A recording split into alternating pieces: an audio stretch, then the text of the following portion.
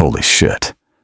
Okay, so I need to tell you about the most insane thing that just happened to me, and I'm literally still shaking as I'm saying this. So I work at this tech startup in Austin called Apex Solutions. It's one of those companies where everyone's obsessed with quarterly goals and synergy and all that corporate stuff. I'm just a junior marketing analyst, which basically means I make PowerPoints, and pray nobody asks me complicated questions in meetings. My boss is Victoria Chen. She's this 40-something CEO who's scary smart and has this way of looking at you that makes you feel like she can see every mistake you've ever made.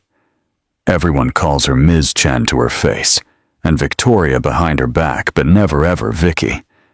She built this company from nothing, and you can tell. She walks into a room, and people just automatically sit up straighter. Anyway, last Thursday, I'm sitting in my cubicle eating leftover pizza that's definitely been in the office fridge too long, when Victoria just appears next to my desk. No warning, no email, just suddenly there. "Jordan," she says.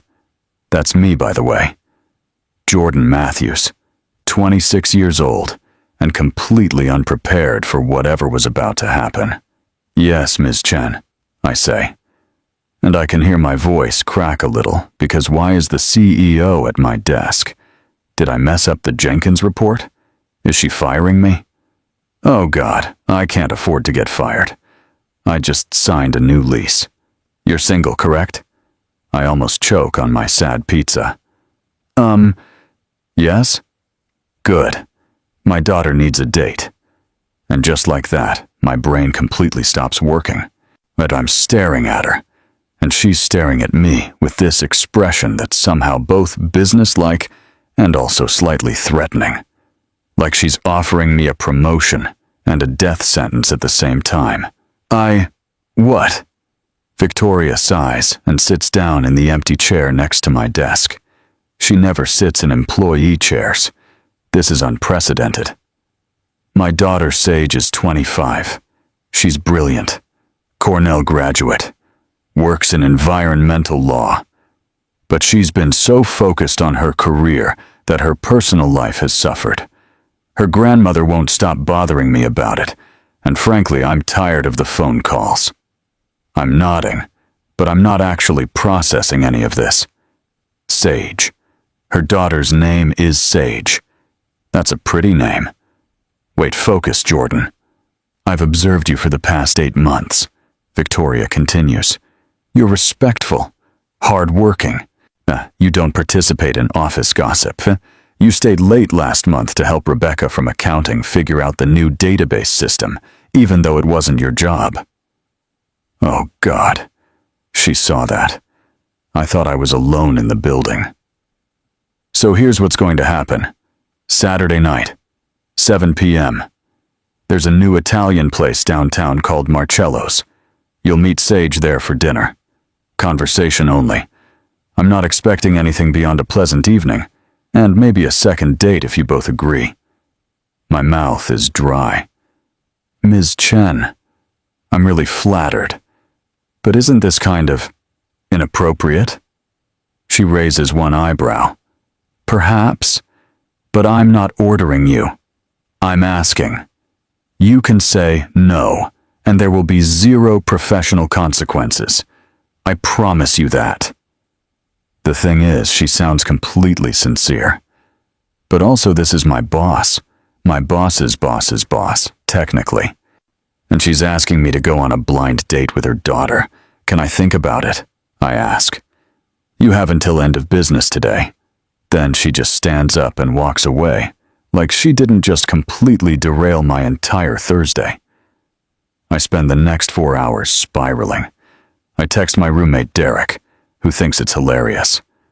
I almost text my mom, but decide that conversation would be too complicated to have over text. I make a pro-con list on my phone. Pros: free dinner probably. Chance to meet someone new. The CEO of my company thinks I'm decent enough to date her daughter, which is weird, but also kind of a compliment. Cons: So many ways this could go wrong. At 4:58 p.m., I walk to Victoria's office. Her assistant Brenda gives me a sympathetic look, which doesn't help my nerves at all. I knock. Come in." Victoria's office is huge with floor-to-ceiling windows overlooking downtown Austin. She's standing by the window looking at her phone. "I'll do it," I say, before I can chicken out. She turns around, and for just a second, I see her expression soften. It's gone in a flash, but it was there. "Good. I'll text you the details. And Jordan, just be yourself. That's all I'm asking." So Saturday comes, and I'm a complete mess. I change shirts 3 times. My hair won't cooperate. I spill coffee on my jeans and have to change my entire outfit. Derek keeps making jokes about meeting my future mother-in-law at the next board meeting, and I'm seriously considering moving out.